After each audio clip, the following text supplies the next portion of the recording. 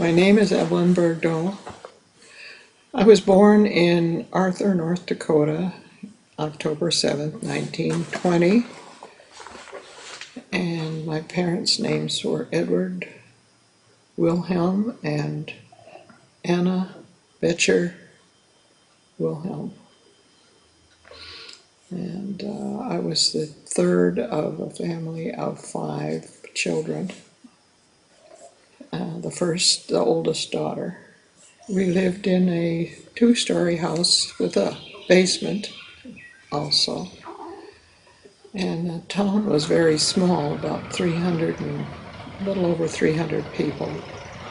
And so everyone knew everyone else, and you didn't have to walk very far to get to your store or to any place in town. My older brother was Clarence, and he was 4 years older than I am, and Lloyd was 2 years older.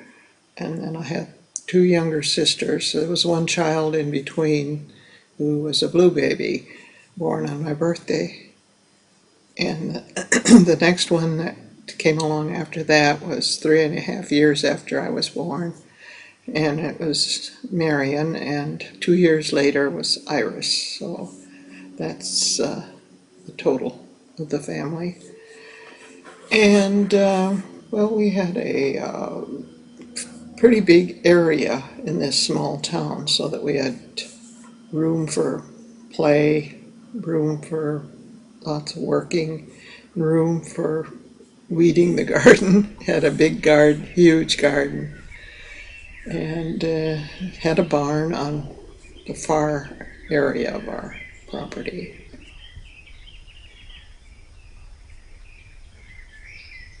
One of my earliest memories is of trying to crawl out of the crib, but later on there, I don't remember too much until I was about 4.5 years old, and my 2 brothers, my Uncle John, who was the same age as my brother Clarence, and my dad and my mother and the 4 of us drove all the way to Big Sandy, Montana.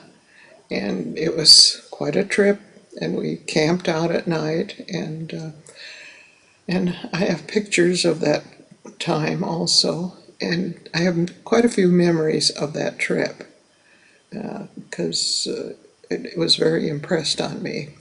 And then I don't well, I have other memories of that period of time too, because one of them was I think it was when my sister Iris was born, and the babies were born at home, and we were running up and down the basement slanted outdoor cover, trying to find out if we could come in the house pretty soon. And when the baby was going to be born, we knew this baby was going to be born. And then one of the other things that, of course, sticks in my memory was in the winter time when I was 5 and my brother Lloyd was 7, and he and his little friend were it was winter time, and they were shoveling the snow, so they were going to put some snow down my neck, and my brother tossed the big shovel toward my neck, and I turned around and it hit me in the face. So I cut my nose and my lip, and so I was just had a bandage. I don't remember too much about it, but for years I had a scar, which has dwindled over the years. And then, of course, going to school was a big event, and but the school was only just like across the street from us. And my father had a garage just about a block from where we lived. And so sometimes we'd go down there and see what was going on, or we had to run down there. My mother wanted to know something, or something like that. And we had, I don't remember too much about school especially, except that, just like it was nothing particularly big went on, it was just going to school and learning. And of course I loved school. I loved to be best one, naturally. And since it was a small school, that wasn't too difficult. So anyway, and well, about our house there in Arthur, since there was no city water supply or any sewage system, you had I don't know what they used as a sewage system, probably some kind of a septic situation. But we have to go and haul our water in, and then we had a cistern for the rainwater, which we used for water around the house, like washing and all that sorts of thing. And then we'd go to a deep well, either at the school or the town, to get a big can of water for drinking. So it was fairly primitive there. Then, well, let's see, some of my other memories then later on, some of those things. Oh, I remember when my sister Iris was born, and she would cry, and she'd be in the buggy. I'd have to shake the buggy to keep her quiet. But we all had our little tasks and jobs around the house too, and we were not left to idle too much, but we were given plenty of chance to play, and we always had some card games like Old Maid, and then we had a card game called Lindy, and then we played regular cards too a lot. We'd play Old Rummy, and of course everybody learns then highest card takes, the simplest one. And then later on, as I grew older, I learned to play whist, which was everybody played in the wintertime in the evening. My parents provided us with sufficient games and toys and things, so we were not deprived that way, really.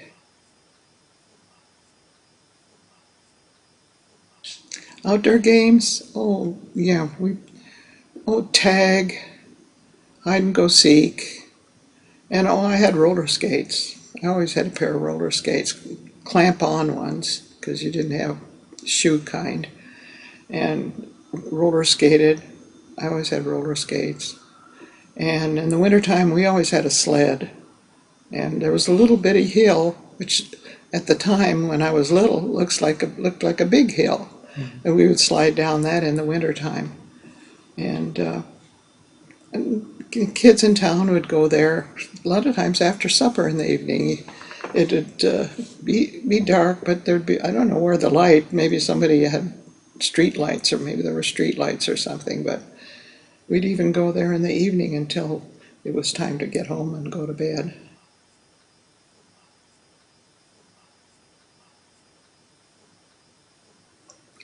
I love to do things like racing, and we'd do things like that, and we'd have what was it called? At one of the bigger schools, the little schools would go there for what they called a play day and compete in races and things of that kind.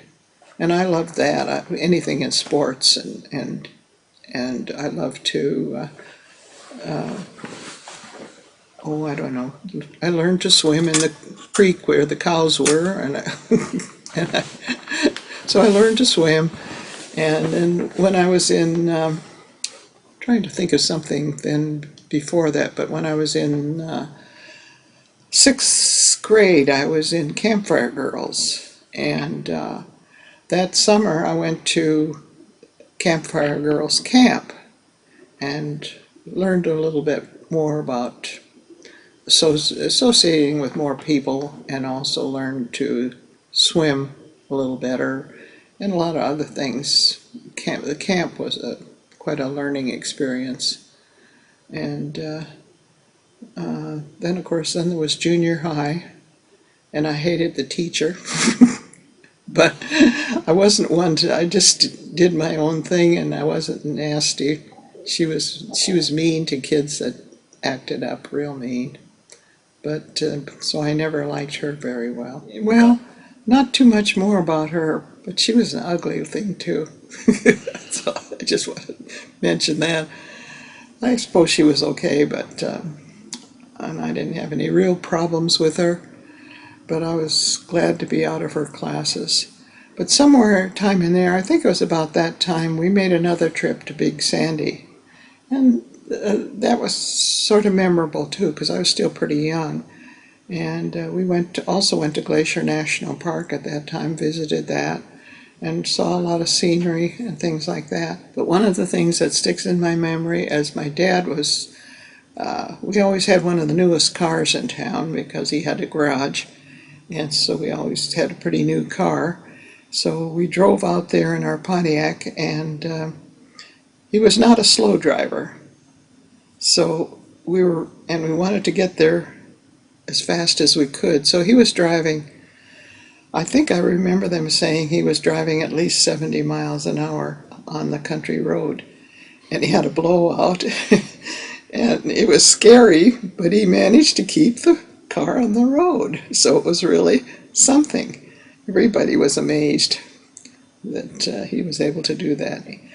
That reminded me of an incident when we were in, and I think we still had the mica or isinglass, as they called it, curtains on the old first car we had.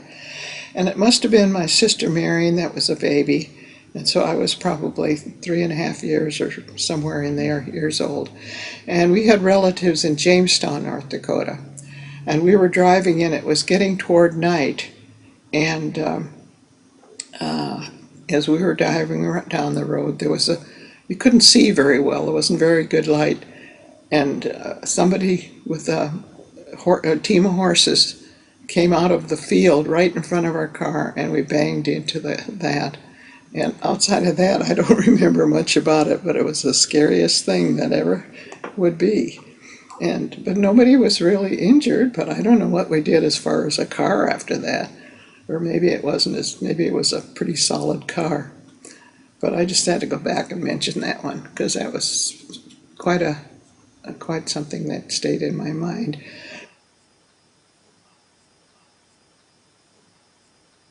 My friend's name? Well, Muriel Sure was one, and Frances Betchen was another one, and Elaine Hilland was another one, and Pearl C. was another one. And those are the ones that I mostly played with. Muriel was one of my closest ones, who is still living in Fargo, North Dakota. She and her husband live in Fargo, North Dakota.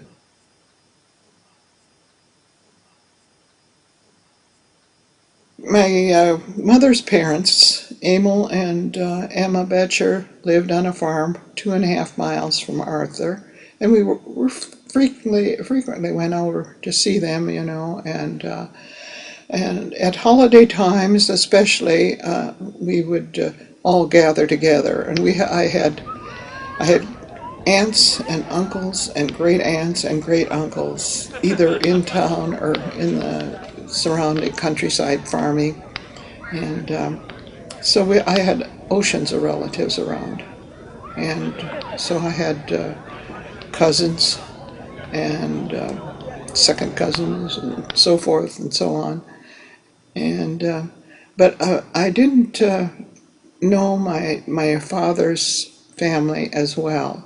His Herman, I can't think now what Caroline, and they called her Lena, and Herman and Lena Wilhelm, and we would go to, then my father's brother Albert lived in Arthur too, so my cousins there, Alice and Elmer were, we got together with them a lot, and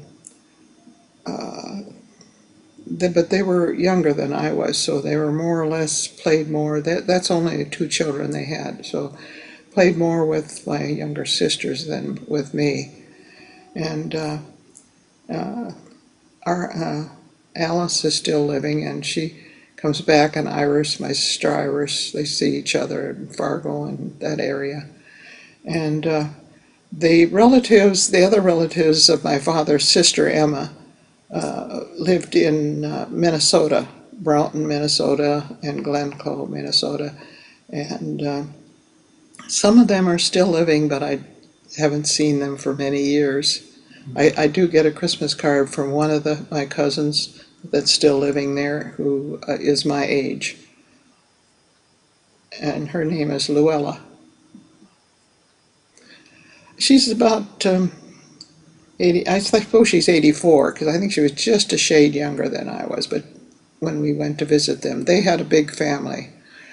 I think they had about 6 or 7 at least children. And most of them are not living anymore either. So, but that family was not a big family, so those were the only, my father and his brother Albert and his sister Emma were the only ones in that family, whereas my mother was a family of 12. Mm-hmm. So there were dozens, dozens of.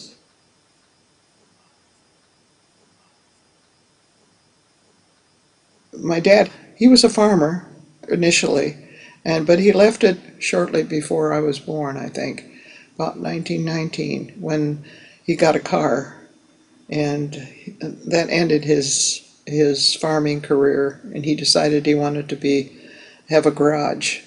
So he and his brother Albert built the garage, and he became a very adept at all kinds of welding and fixing of cars. They also had the gas pumps too, to give gas, and he was very progressive. He went to Fargo for a short-term welding school so he could do that. He built some farm machinery just of his own invention to help some farmer. I remember that, and it was quite a big deal. Then my brother Clarence went along with that and worked in the garage when he was old enough to help out and so forth. And whereas my brother Lloyd became the farmer and had a cow and a pig in the barn that was on our property. And we had raised chickens too. And my mother would chop the heads off and get them ready and then can the chicken. And she canned all kinds of meats. She had a pressure cooker so she could safely do it.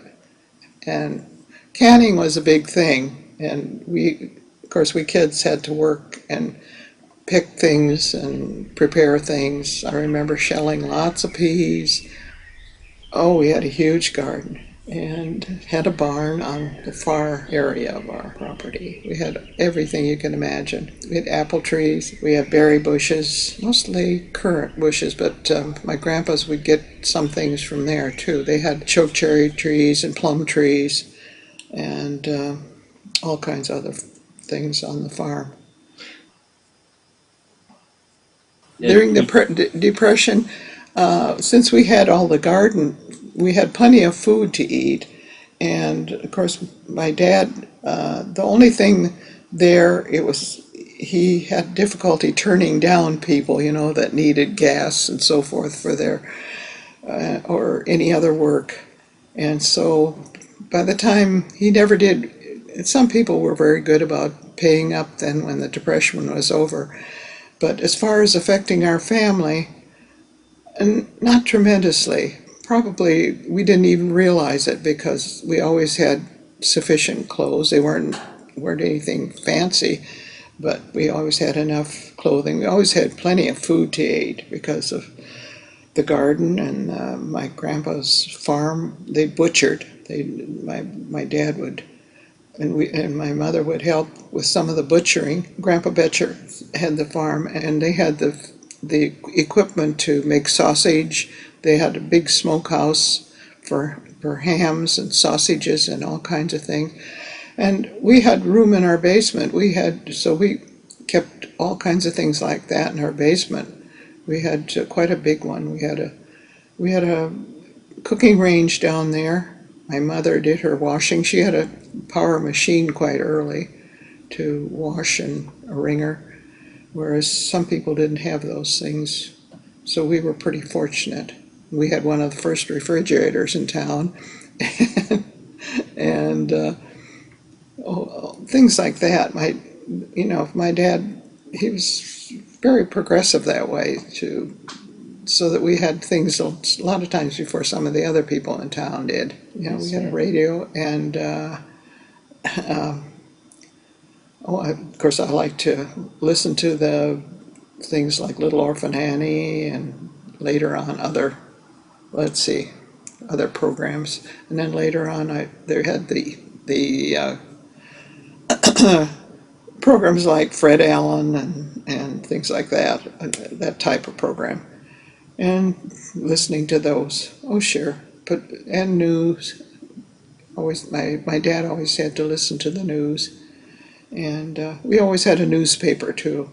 Some people maybe didn't, but we always had a newspaper. It was a Fargo Forum. Fargo was a big city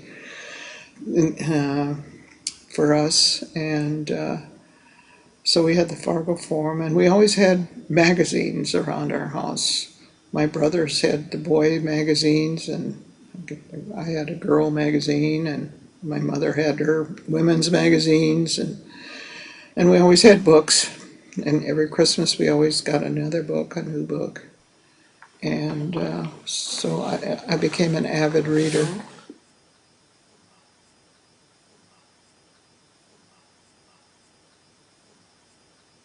I didn't pay too much attention to Franklin Roosevelt we heard about it, and when he when he had that moratorium on the banks closing, it, of course, and I remember the main thing was my dad didn't have any change to give us for Sunday school. But otherwise, of course, I didn't even notice, much about it at all. Of course, my folks were concerned, I'm sure, and everything about it. I don't think it lasted very long, but that the banks closed, but it was just a temporary thing. But then things started getting improving after that, and money was a little better for people.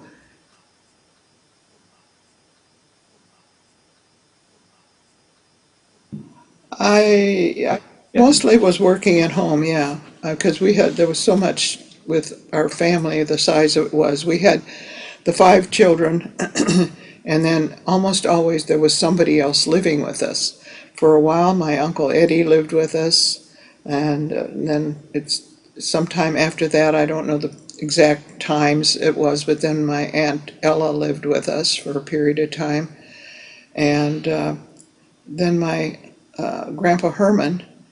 That was later though, when he lived with us after my Grandma Lena died.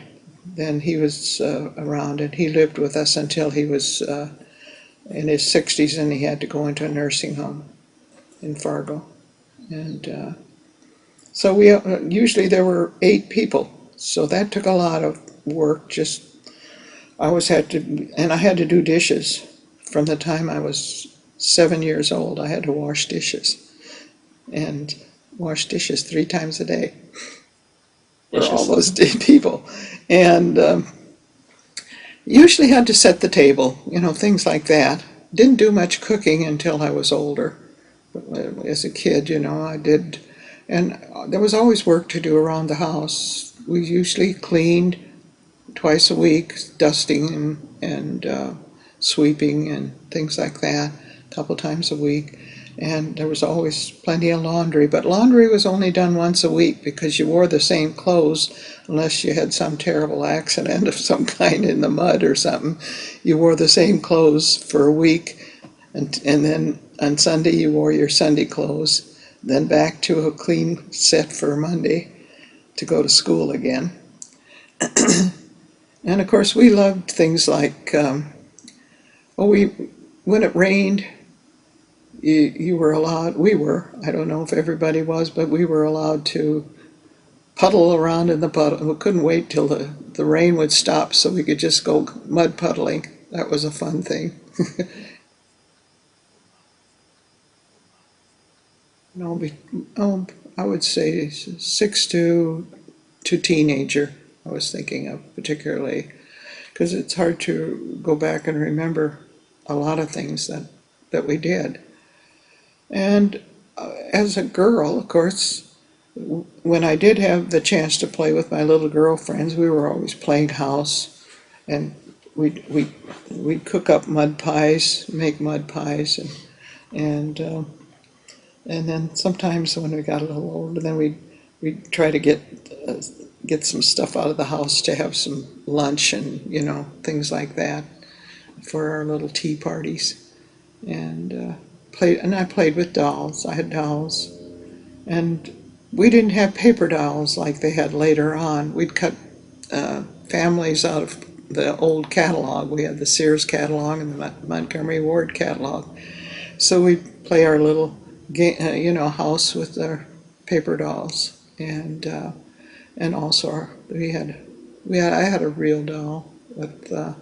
And one year for Christmas, there's a year that I was sick. I don't know what was the matter with me, but I was not well, and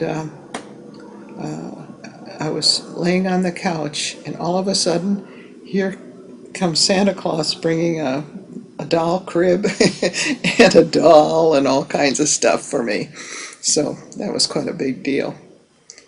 And my uncle, Albert, was was a Santa Claus about the time I was beginning to recognize that Santa was a real person, a real one of the family, and I remember him being Santa Claus, and I remember he had a cap on or a beard or something, but I don't remember too much about it, and we always had gatherings, families, my dad's family or some of my mother's family, and when we had a group together like that, there'd be somewhere between 20 and 30 of us eating, and we'd have if we had a turkey, we'd still have to have a ham too. Yes, our family, they supplied everything.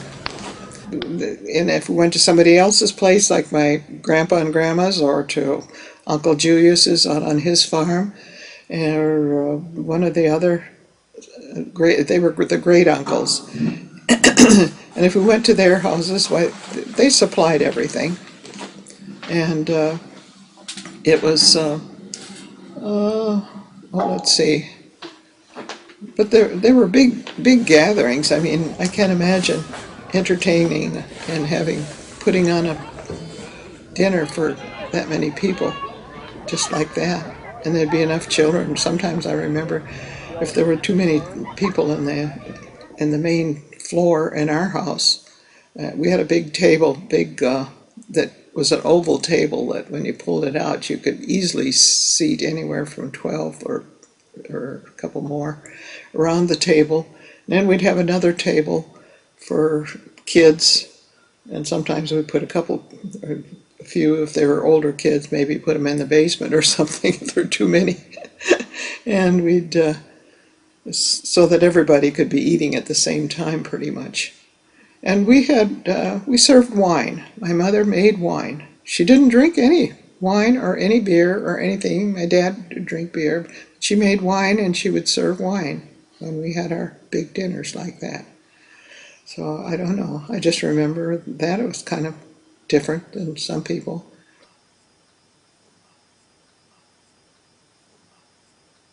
Every Saturday they had I'm not sure if it was just during the summer, probably just during the summer, we had a town hall. Sometimes there'd be some group come through town, a traveling group, or sometimes I remember some tap dancing school put on a program at the town hall, and other things that went on in the area for entertainment. I remember there was a chautauqua, what they called a chautauqua. It was kind of a camp, tent entertainment of some kind. I really don't remember too much about it, but I remember that they set up a tent somewhere just on the edge of town. And they had a movie, I think during the summertime, about every Saturday evening during the summer, they'd have some kind of a movie. And it was just in the town hall. They had a little booth somewhere in the back of the building. I don't know exactly. And and I remember the first time I went to a silent movie. My aunt, I think both of them took me, or a couple of them took me to this silent movie, and it scared the heck out of me. It was a scary movie. This was just at the town hall. It was a silent movie, and somebody was playing the piano. I remember that, for the sort of the expressing the different moods, and I don't remember who it was or anything like that. And they'd have a town dance once in a while, and they had when somebody got married, they'd have what they called a chivalry, and they'd have a chivalry dance, and for the couple that got married. And of course, most everybody, since it was a small community, everybody came to something like that, because any entertainment was great.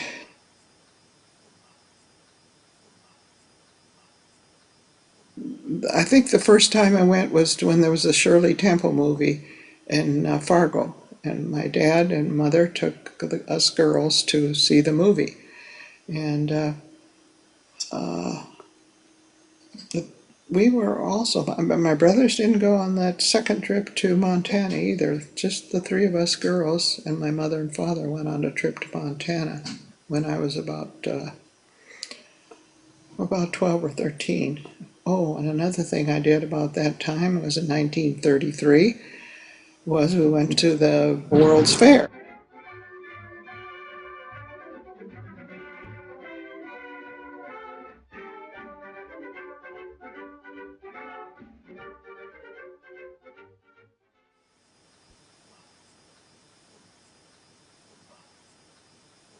Well, when I first went to school, it was a wooden building, and the classes were always never more than, some classes would be even as small as a half a dozen children in it, but most of the time my class had about 10 to 12 children in it, which was pretty average size of the classes.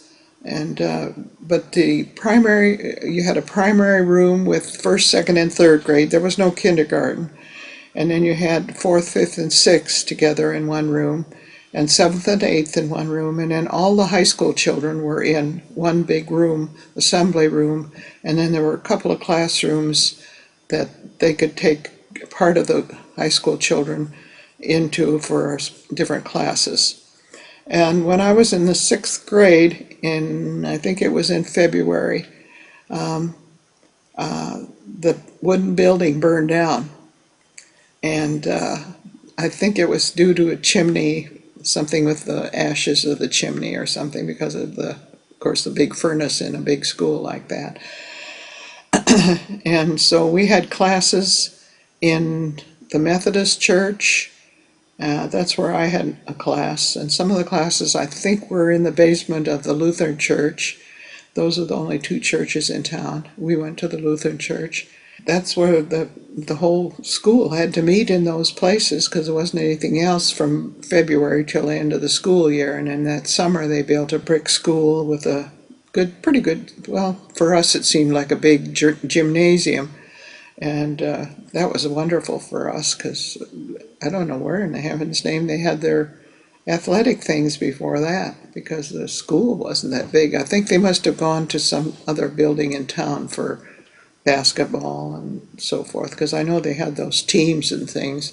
There were usually around 50 in the whole high school. That was the freshman, sophomore, junior, and seniors, all 4 years of high school.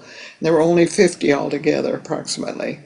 And I had quite a variety of classes, which surprised some people when I got into college, because I had taken Latin, I had taken chemistry, and I had a good chemistry teacher, because some of those kids that went to a bigger school and came to the college and took chemistry like we were taking for home economics, they said, well, they didn't learn all of that in their chemistry, and I had such a good foundation in chemistry that my whole first quarter in college was practically like a review of my high school. And I took typing, and we had typing, and had Latin, and the regular classes like the English and the math. I took algebra. I never took anything beyond algebra in high school. And we had just two teachers in high school for all of that, and I loved sports as well as I liked school, period, but I liked sports, and especially basketball, which was the big thing back there anyway. And so when I was still in I don't know whether it was in the seventh or maybe it was not until the eighth grade when I was recruited, because we had such a small school. In order to have enough, some girls didn't want to play basketball, and so in order to get enough people for a team, they recruited me out of the eighth grade to play basketball with the high school team. Of course, I thought that was big stuff. But since I was tall compared to the other girls, and girls' rules were different then, but anyway, we had a tall girl that was, she must have been 2 or 3 years older than I was, and she was the center. But then when she graduated, then I became the center on the team, basketball team. And we'd go around and play at different other small towns. And then a couple times our team got to the state tournament, so that was a really big deal for us. It was all the small schools, of course, but it was a big deal. And I wasn't especially good in some of the other sports, like softball or something. We didn't have dances, I think probably because it was such a small school, and we didn't. There were town dances sometimes, and I really didn't learn to dance until later in my, actually until I was in college. I think I did go to a couple of the town dances, but I really didn't learn anything about dancing until later. And we didn't have not too many other high school activities outside of the basketball sports, and not really much else. And we'd go to well, there were some. I don't know. The boys had some things going on. I guess they had. I think they had 6-man football or something like that. But it didn't. It wasn't really a big thing. Basketball was the big sport, and not too many other school activities. When I graduated high school, I was the valedictorian, and I had a scholarship to go to a Lutheran college, but it wasn't sufficient. My dad, he asked me what I wanted to do, of course, after I left high school, and I said, well, I wasn't sure what I wanted to do, what I wanted to be, but I did want to go on to school. I just didn't want to just be home and doing nothing, or working as a lot of girls just hired out as a hired girl on a farm or something, and that did not appeal to me at all. So he said, well, it was the end of the Depression, but things were not not a lot of money yet. So, but he said I could go. He figured he could maybe afford to keep me going for at least a year. It was then called the Agricultural College. It's now called a state college. It was less expensive. I graduated in 1938 and went to Fargo then and lived in the dorm. And also they had a youth program where you could earn some money, and I don't recall exactly how much it was, but I worked 40 hours in a month, it was all. And whereas you'd work 40 hours a week now, I worked 40 hours a month, and I worked in the dairy building, working with the usually with the milk averages and things like that, totaling things and adding things and typing up some little things and helping around there. And so I earned some money that way. Well, things kept getting better, so of course I went 4 years and graduated as in home economics as a teacher. And the first year I stayed at the dorm, but that's all you could do that. And after that, I had to live in some different families took in boarders that were lived near the college that had the room. So that's what I did, room and board for the next 2 years, and with my very good friend Jeanette, who was a year ahead of me in college, but still a good friend to this day. Lives in Aitkin, Minnesota. And anyway, I was in home economics, and I did well in college as I had done all through my school years. So I became a part of. My father did not believe in the Greek society, so I couldn't join a sorority. That's what I wanted to say. The word wouldn't come to me. Anyway, but of course, anything that involved academics, that was okay. So I was in the home economics club or whatever, social, well, it was a social and home economics involved. And I was in the club of that, which then later there was a Greek organization connected to it for honor students in the Greek society, Phi Epsilon Omicron. And then I also did this, since I was such a sports person, I also took as many sporting classes as I could, which involved quite a variety, including riflery, which I was on the rifle team. And previous to the Greek Honor Society, I was in Delta Phi Omicron, I think is what it was. He just figured that the social sororities was money wasted or something. It involved more money to be in a social group like that. And he just figured that, no, if it was something honor, why, that was okay. And then I just was just like to be, I guess, active in all these things. So I don't know how I became that. I became a part of Women's Senate, which was for the whole college, something to do with the rules and regulations of the girls in the college. And eventually, when I was a senior, I became the president of Women's Senate. And of course, I was in close contact with the dean. I thought I was really something. And but I enjoyed college. But I was not into much dating at all at that time. I was pretty much, I think I was kind of a little shy of that. I don't know. I just didn't, I had never really dated much to speak of, so I didn't do any dating. And at that time, I'm trying to think what else pertaining to college. And then, in my senior year, then I was rooming with another group of girls, girlfriends, and so forth. And that's when the great day came, or you might say I don't know what you would call it, but December 7th, 1941, everybody was in an uproar. Who was going to have to go? What was this going to do to everything, and so forth? What was this effect was this going to have on everything? And of course, there were a few fellows that we knew had to go, and some probably volunteered too, I don't know.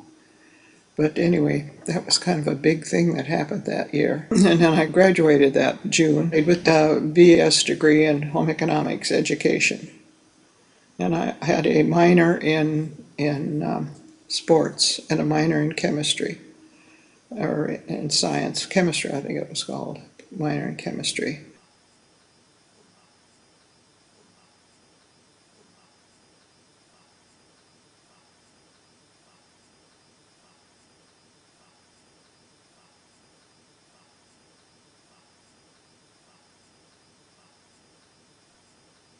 I don't recall just what the procedure was, but my job then for the next year was as an instructor in home economics in a little, wasn't as small as Arthur, but a town in New England, North Dakota. It was in the right close to the Badlands area in North Dakota, in western North Dakota. And I I liked part of that, but I just was not that fond of teaching. So, and of course, maybe it had something to do with the fact that I had freshman home economics, I had sophomore home economics, I had general science to boys and girls who are in that. I had biology classes, and then I had girls' PE, so I had so many classes, different classes, and that might have what turned me off to the teaching. And so when the war was on, and I got the bug to go to the West Coast, and I had two different aunts out in Long Beach, California. My Aunt Ella and her family, and my Aunt Martha and her family. And so I checked that out, and I went out there by bus and stayed with my Aunt Martha. She had two little boys, and I worked at the air base just on the edge of Long Beach. It was called the Ferry Command. They did a lot of ferrying of planes, and of course that was a busy airport, and I had no problem getting a job. It wasn't anything I was. It wasn't a great job as far as pay or anything else, but it was adequate. It was in an office doing filing and taking care of all the different. It was about planes, different things about planes, technical books, and I had to help work with that, filing the different things. But I had a lot of fun. The air base, there was always something going on, a lot of activities, and famous people coming through there. When Loretta Young came through, and when she was making a picture about airplanes and flying and so forth, she was working at the air base. We went up and talked to her, some of us girls, and talked to her, and she was very, very pleasant. And then we just caught sight of some, of course, like Clark Gable and General Eisenhower and people like that walking by and so forth. And of course, it was a big deal. Oh, look, who's that? And then there were there were a couple of people who were there. There was one, I can't think of his name, but he was a well-known, not real high in stardom or anything, but a fairly well-known musical individual, singer, and he was in the Army. I mean, in the Air Force there. They had Frank Sinatra and different programs, like people that were well known put on shows, and we'd get to go to those shows. And even in Long Beach, down by the beach, they had a big dance hall down there, and we'd go down there, and you could go down there, and you didn't have to have a date. You could dance. Jitterbug was the big thing at that time, and some well-known orchestras. Stan Kenton, I remember that one, and some other big names were down there. We'd go down there and have a lot of fun, and of course, not many people owned a car in those down around, so you usually went by bus, or if somebody did have a car, they shared, but most of the time it was just by bus or by streetcar traveling. And let's see what else. And I was there till near the end of the war. And then I was thinking about, well, I don't want to work and be a file clerk or something like that. I want something more to my interests. And so then I started investigating, And since I hadn't really saved, I'd saved some money, but I hadn't saved a lot.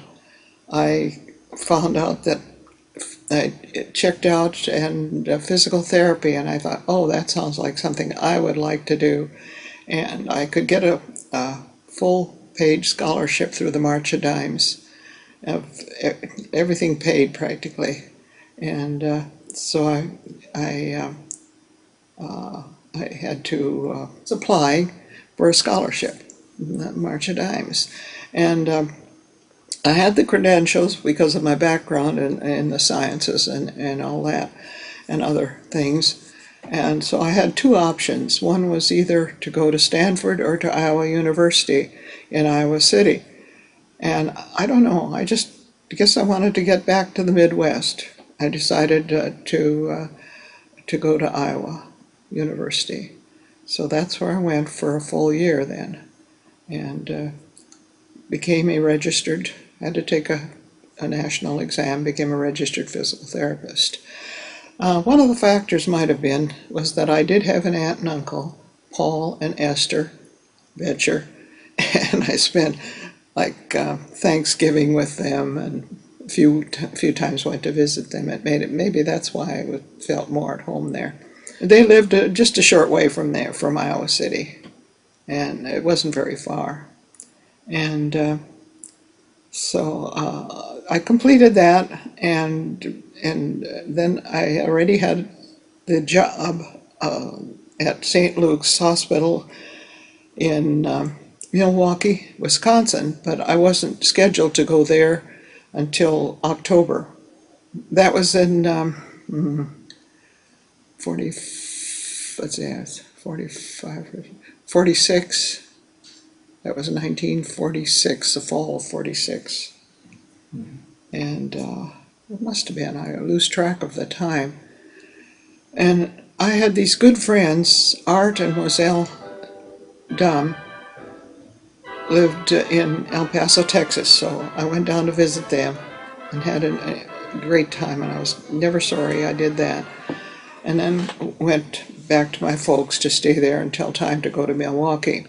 And I was there for 4 months, was all. When I was studying, we had a lot of polio patients at that time.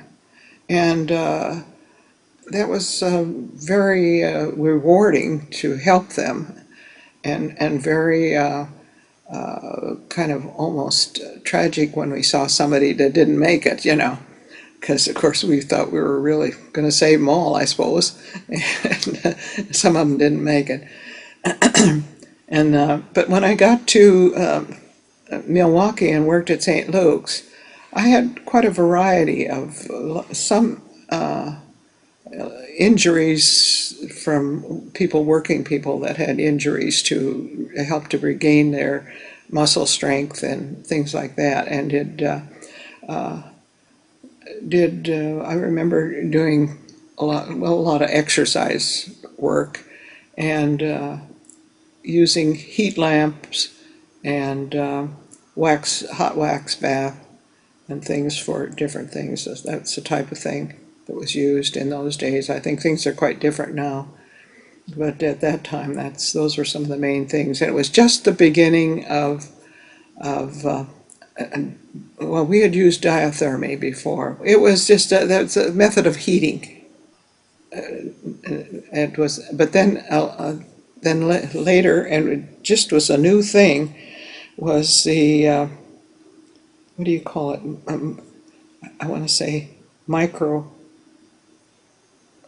like a microwave, but it was something similar for heating with the waves, that type of waves, and so that was a new thing that was coming out. We used some infrared too, but and we used different types of heat, all different kinds of heat, and different exercise programs that we had between college, Iowa, the physical therapy, and getting my physical therapy credits and so forth. Anyway, I was there between there and going to going to Milwaukee,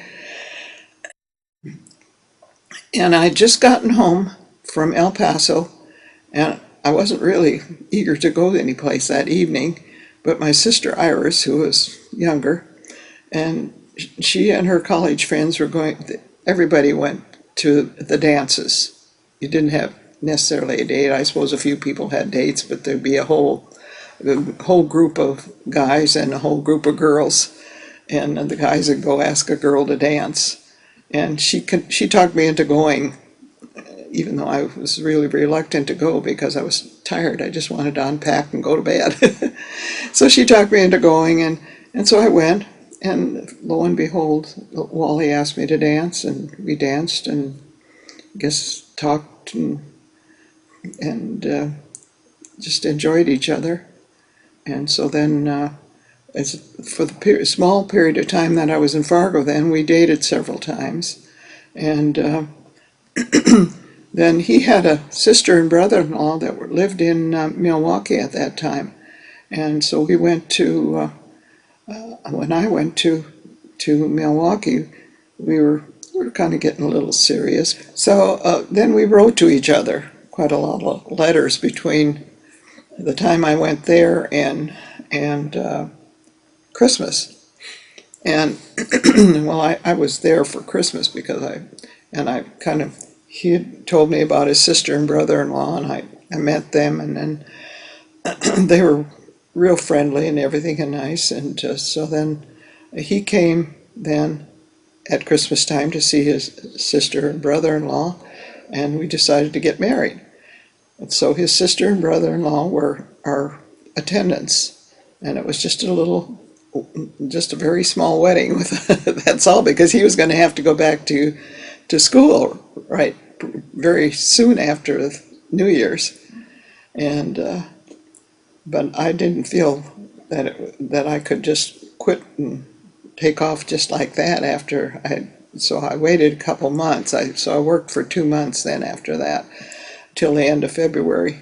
So, and by that time they could get to line up on somebody else to take my place.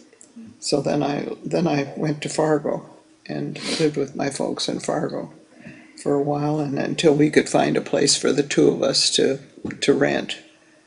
And we had rent a couple. First, we rented a very teeny little apartment sort of thing, but it was so small. And then we found something else a little bit bigger later on. So that's what we had until he had finished his second year there. And by that time, I was pregnant with a little girl called Susan. I had hoped to work, and didn't expect to be pregnant right away, but I did what I could to prevent it, but it didn't work. And we didn't have the methods that you have nowadays. And so I said, by the time I finally was put on hormones for another reason, by that time we were through having kids. By that time, after you were born, he says, "That's it, no more." And he went down and got himself taken care of. So, so there was no problem after that. By that time, I was on hormones for another reason. I had hemorrhaging, and I was on hormones for that, and stayed on hormones until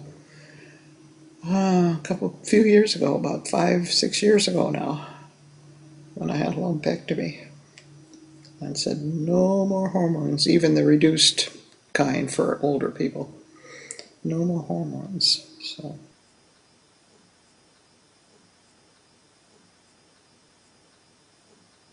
we hadn't planned on that, but it came about anyway. So we had to look at that situation.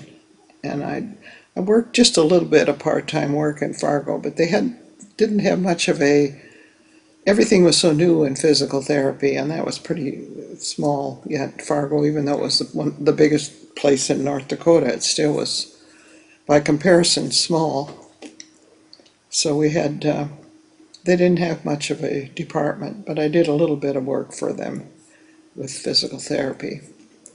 And then Wally went to Montana, and I went there for just a little while, and we stayed in a trailer there. He had rented a trailer.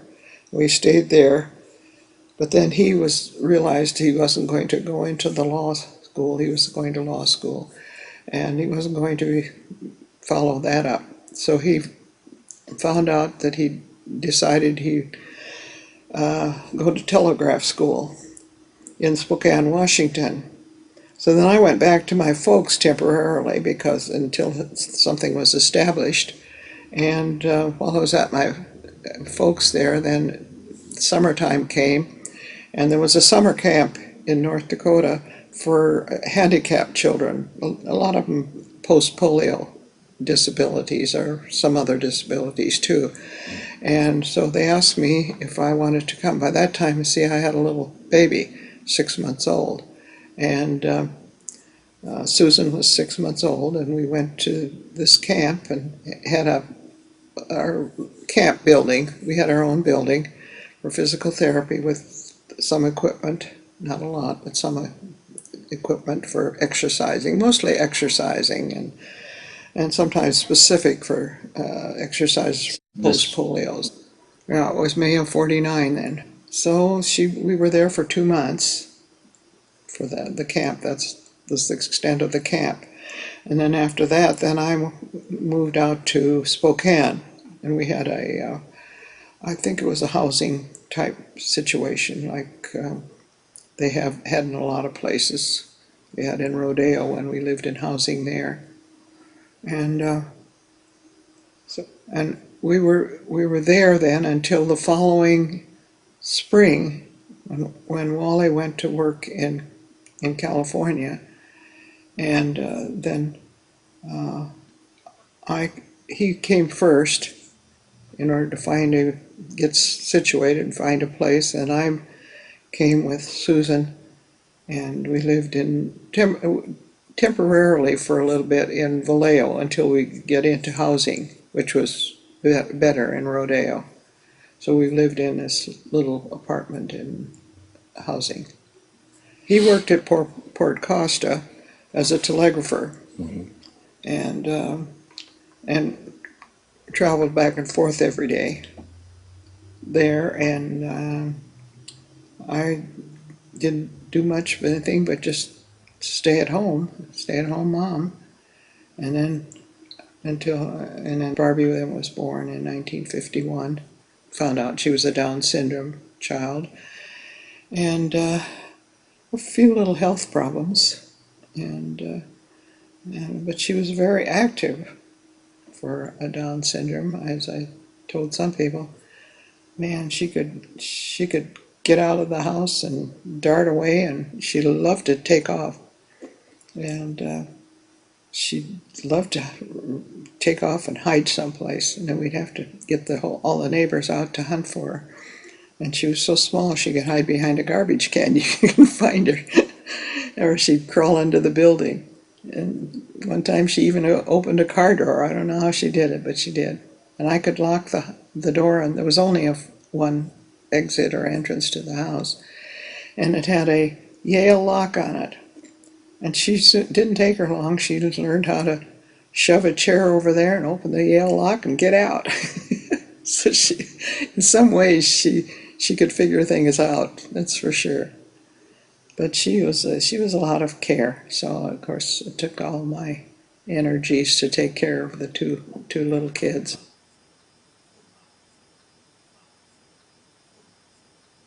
Well, when she was first born, she didn't have a rectal opening. They had to do a little operation and do that. And I kept saying, why can't I see her? Why, where's my baby, And they said, well, we had to do a little operation. They didn't say anything about that. Well, I don't know whether they knew exactly, but I think they pretty much knew that she was, they called them Mongolian idiots at that time, pretty much. And but a lot of them had some kind of a physical problem when they were born. she had a little heart murmur, but it never was anything that caused any problems with her. And but that rectal opening did temporarily until it was taken care of.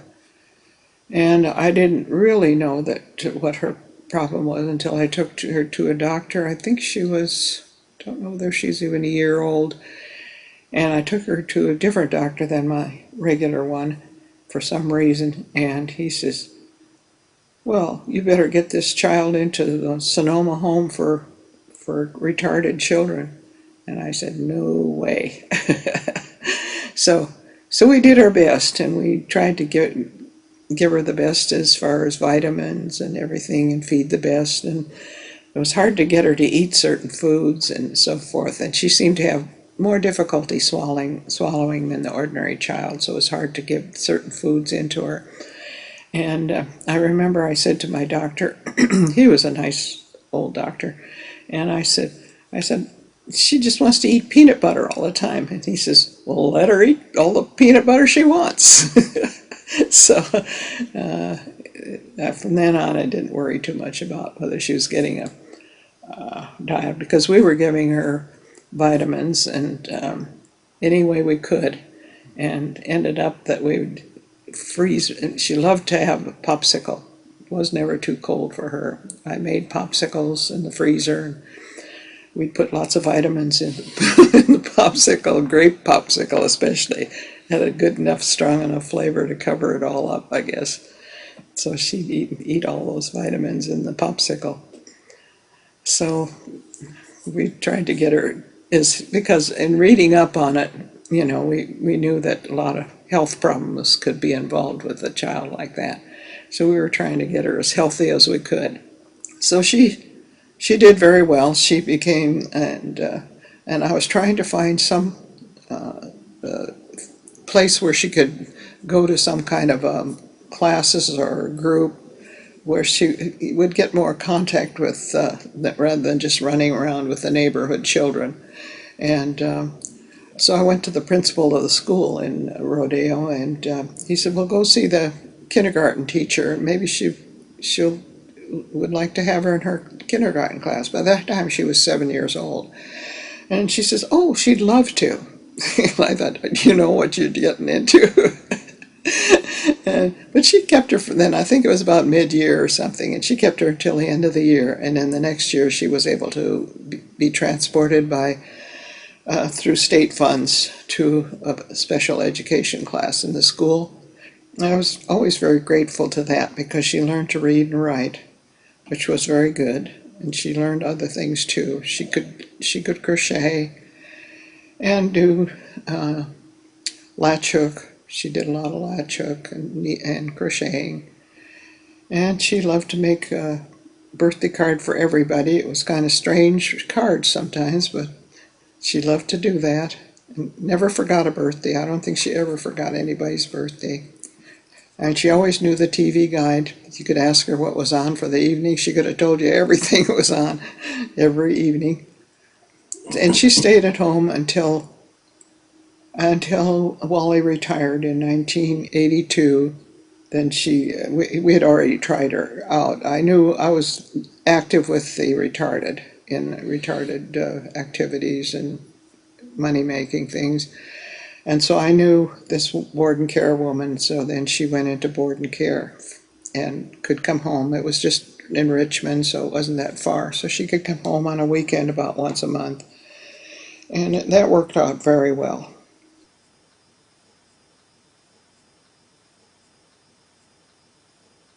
I don't remember exactly now, just what year it was that they were closing the telegraph and combining and using, what did they do? They combined stations so that they didn't have to have telegraph operators in all these little stations, and they had more up-to-date communications than the old Morse code. And so then he looked around for something else to do, because it was just he was going to have to go somewhere else, and he didn't want to leave the area with the family and our house and everything. So then he found out about the post office and took the exam and became the mailman from then on.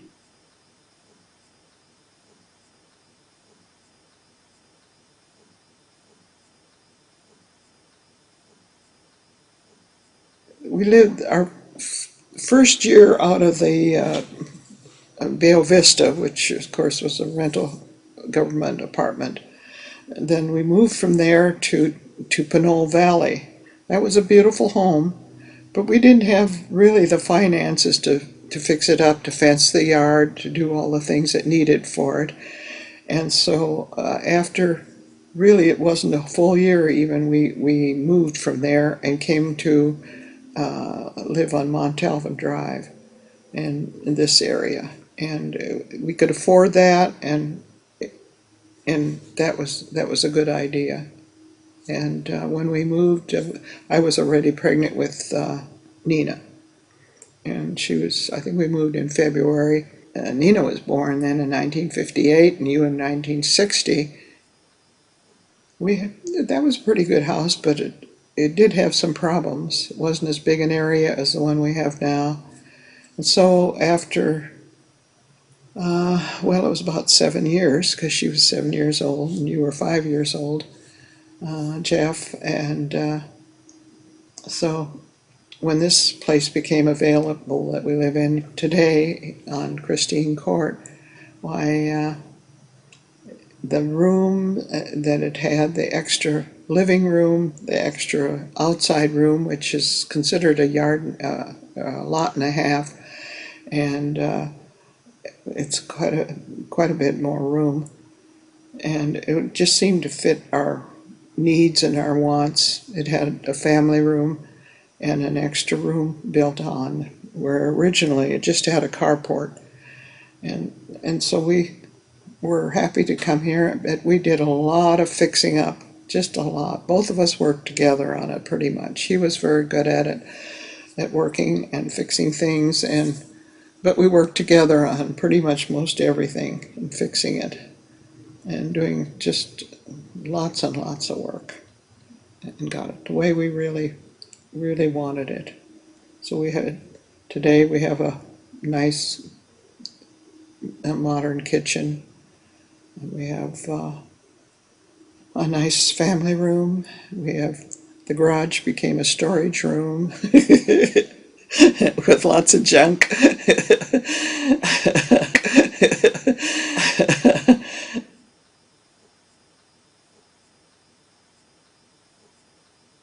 Well, all my life out here, most of the time I've been active in the Lutheran Church. First in one Missouri Synod Lutheran Church, but it was a rather conservative church. So about 10, 12 or more years ago, I moved to another Lutheran church, which is much more open and much more liberal, really. How did you reconcile that you're church-going Lutheran and Dad is into metaphysics? What was that? Did that ever come up? Or? Well, it really wasn't, because in a way I was interested what it was all about. I wasn't about what? About the metaphysic things, those things, and I would come with him to some of the things we went to. We went to some things like Nick Nasarino and other things where they had seances, and I went to some of them and so forth. I went along with, finding out what it was all about. Not that I was going to be a believer or be with it, only it seemed like sometimes maybe there was something to some of these things, but I couldn't quite follow what they had. And yet part of it is, if you can combine part of it with your church. I mean, you have heaven and hell, and things have changed so much. It's not so much of it is not the burning in hell and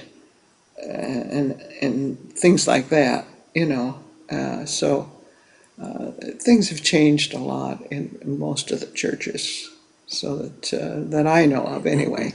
So that's where we have been here now for 40 years.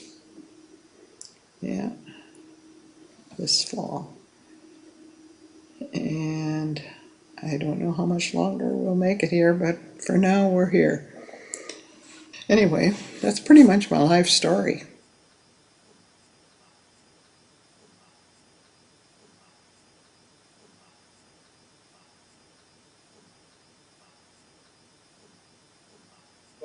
Which one is that? All right. Happy birthday,